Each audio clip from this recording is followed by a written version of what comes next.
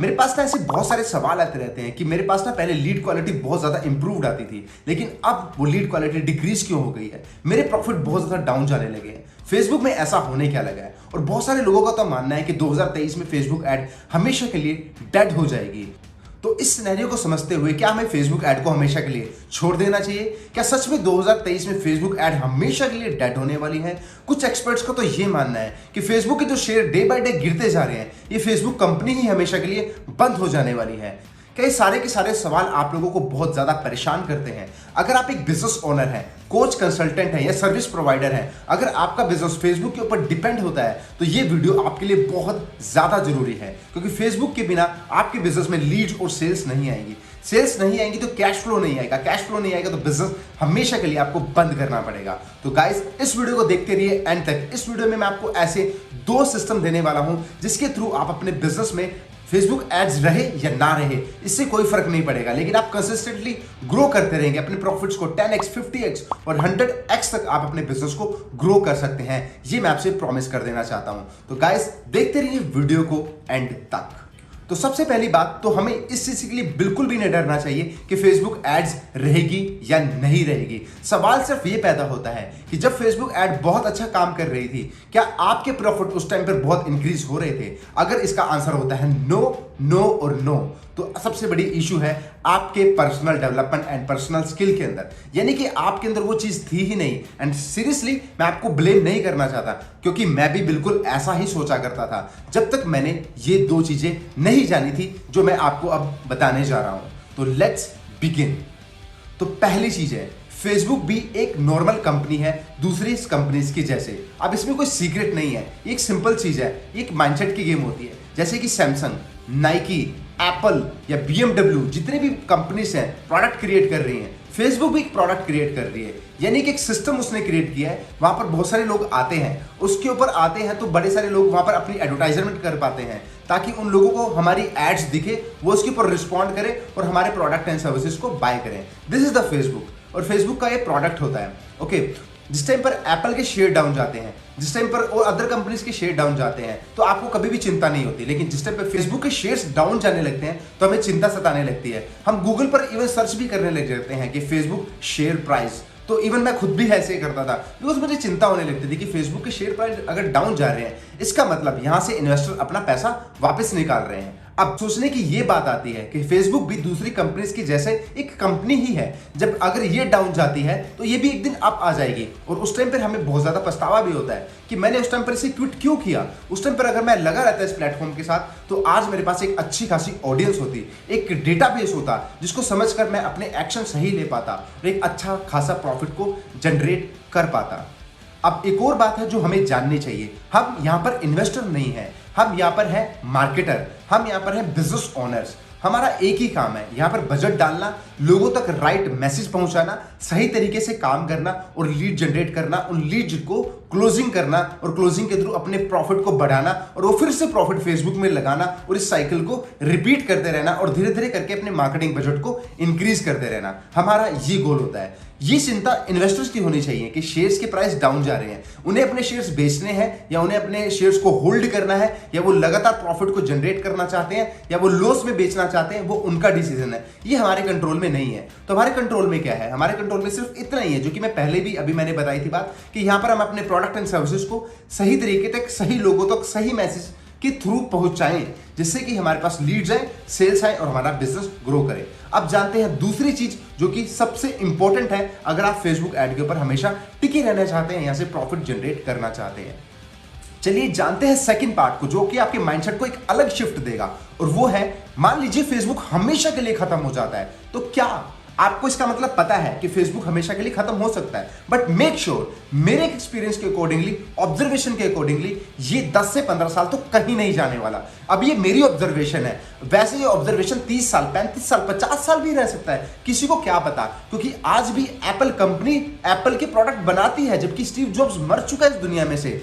आप जान सकते हैं ये कंपनीज, इतनी बड़ी कंपनी ऐसे नहीं बनी, इनके पीछे बहुत सारे रिसर्चर, डेवलपर्स, इंजीनियर्स काम कर रहे होते हैं, बहुत सारे माइंड काम कर रहे होते हैं। ऐसे नहीं बनती भाई, इसको कोई दिक्कत वाली बात नहीं है। दूसरी चीज मैं मानता हूं कि इसका ट्रेंड एक दिन खत्म हो जाएगा अब, क्योंकि फेसबुक की ऑडियंस इंस्टाग्राम के ऊपर मूव कर रही है। बट मेक श्योर इंस्टाग्राम के ऊपर यूथ है, टाइम पास वाले लोग हैं, फेसबुक पे थोड़े सीरियस लोग हैं, आप इसको चीज भी को भी समझिएगा।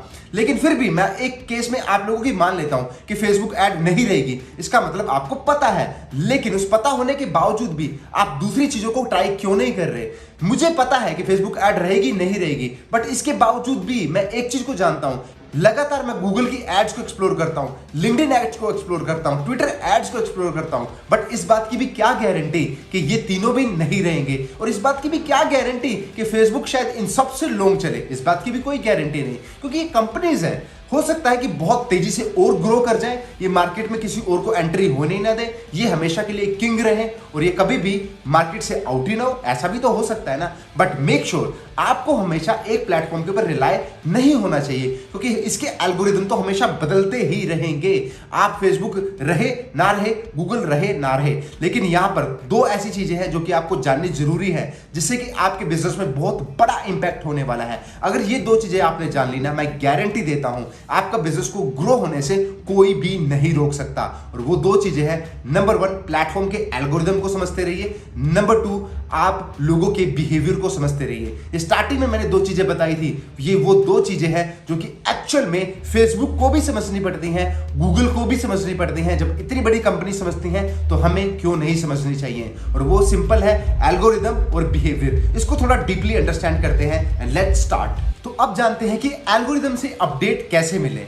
अब फेसबुक एड्स के कुछ ऑफिशियल ब्लॉग्स हैं, आप इस ब्लॉग के ऊपर जाकर लगातार फेसबुक एड्स के अपडेट ले सकते हैं। या नंबर 2 पर आपने देखा होगा बहुत बार फेसबुक एड्स मैनेजर जैसे हम ओपन करते हैं तो वहां पर ना नोटिफिकेशन आ रहे होते हैं, और उन नोटिफिकेशन को हमेशा हम इग्नोर कर देते हैं, लेकिन वहां पर आ रहा होता है सी डिटेल और मोर डिटेल। उनको जाकर हमेशा देखते रहिए कि क्या फेसबुक एड्स में नए अपडेट आते जा रहे हैं, कभी भी इसको इग्नोर मत कीजिए। या नंबर 3 सबसे इजी रास्ता है कि हमारे जैसे चैनल्स के साथ जुड़े रहिए, वहां पर आपको रेगुलर अपडेट्स मिलते रहेंगे। अगर आप लोग इन अपडेट्स को लगातार पकड़ते रहेंगे, एल्गोरिदम को लगातार टच में रखेंगे, तो आपके फेसबुक एड्स हमेशा प्रॉफिटेबल बने रहेंगे। और आपको जितनी जल्दी अपने कॉम्पिटिटर से पहले इन सभी चेंजेस को अपने बिजनेस में अप्लाई कर देना होगा, ये थंब रूल है। नंबर 2 पर अब जान लेते हैं कि लोगों के बिहेवियर के बारे में। अब लोगों का बिहेवियर सबसे ज्यादा इंपॉर्टेंट चीज है। पहला एल्गोरिदम भी आपने समझ लिया, लेकिन बिहेवियर नहीं समझा तो कुछ भी नहीं होने वाला, क्योंकि हर एक इंसान का बिहेवियर सुबह के टाइम पर कुछ और होता है, दोपहर के टाइम पर कुछ और होता है, और शाम के टाइम पर कुछ और होता है। मान लीजिए कि आप अपने घर से निकले और आपके घर में सुबह सुबह लड़ाई होगी फैमिली के साथ, तो क्या आप पूरा दिन रिस्पॉन्ड अलग तरीके से करेंगे? लेकिन उसी सिनेरियो में हम थोड़ा सा चेंज कर देते हैं कि आप सुबह सुबह बहुत खुश होकर गए, आपने भरपेट खाना खाया, बहुत हैप्पीनेस है आपके घर में भी और आपकी लाइफ में भी, तो आप पूरा दिन अलग तरीके से रिस्पॉन्ड करेंगे। इस तरीके से हर एक इंसान का बिहेवियर बदलता रहता है। इस तरीके से फेसबुक भी, कोई फेसबुक मत समझिए, वो एक इंजन है, वो एक सिस्टम है, वहां पे हर एक इंसान का बिहेवियर अलग है। 25 साल के इंसान का बिहेवियर अलग है, वो अलग एक्सपेक्टेशन से थ्रू आ रहा है। एक 18 साल के बच्चे का अलग एक्सपेक्टेशन है, वो आ रहा है सिर्फ फोटोज को लाइक करने, मस्ती करने, फेसबुक के ऊपर टाइम पास करने के लिए।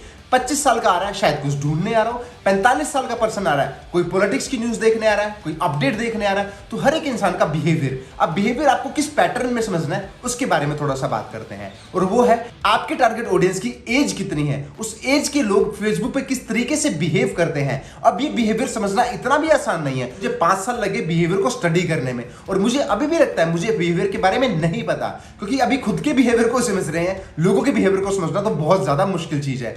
तो इसको बिहेवियर को समझना, जो समझ गया उस बिहेवियर के अकॉर्डिंगली ही आप अपनी एड्स को लॉन्च करेंगे, अपनी टारगेटिंग करेंगे, अपनी रीमार्केटिंग करेंगे, उसके अकॉर्डिंगली ही आप सारे एक्शन लेंगे। बट उसके लिए आपको कंसिस्टेंसी के साथ काम करना होगा। अगर आप कंसिस्टेंसी के साथ काम करेंगे तो आपको बेनिफिट मिलेंगे। लेकिन कंसिस्टेंसी के साथ काम क्यों नहीं कर पाते? क्योंकि दिमाग में यही चलता रहता है कि फेसबुक ऐड के शेयर डाउन चले गए, इसकी लीड क्वालिटी बहुत घटिया है, पहले रिजल्ट आते थे अब आते ही नहीं है। वो कंप्लीट माइंडसेट में हम लोग चले जाते हैं, लेकिन उसको नहीं आने देना है। कंसिस्टेंसी के साथ काम करो, डेटा को समझो, डेटा के स्टडी करने के बाद ही आप फेसबुक पे नेक्स्ट एक्शन को सही ले सकते हैं। तो गाइस, ये एंटायरली इस वीडियो का मकसद था कि आपको फेसबुक ऐड के बारे में मैं भरपूर नॉलेज दूं। अब जो नेक्स्ट वीडियो आने वाली है बहुत ही धांसू आने वाली है, ये आपकी लाइफ में बहुत वैल्यू ऐड करेंगी। तो चैनल को सब्सक्राइब जरूर करें। अगर आप एक कोच, कंसल्टेंट या ऐसे बिजनेस ओनर हैं जो अपने बिजनेस को 5 लाख से 10 लाख तक लेकर जाना चाहते हैं, कंसिस्टेंसी के साथ हाई टिकट क्लाइंट लाना चाहते हैं, तो डिस्क्रिप्शन में मेरी वेबसाइट का लिंक है, वहां जाएं, रजिस्टर करें एक फ्री ट्रेनिंग के लिए, और वहां पर आप ट्रेनिंग को पूरा देखिए और हमारे साथ एक फ्री में कॉल भी बुक कर सकते हैं, जहां पर अगर हम एक दूसरे के लिए राइट फिट हुए तो हम आपको जरूर आपके बिजनेस में ग्रो करने में हेल्प करेंगे। आपने इस वीडियो को एंड तक देखा, इसलिए मैं आपको तहे दिल से धन्यवाद करना चाहता हूं। Thank you.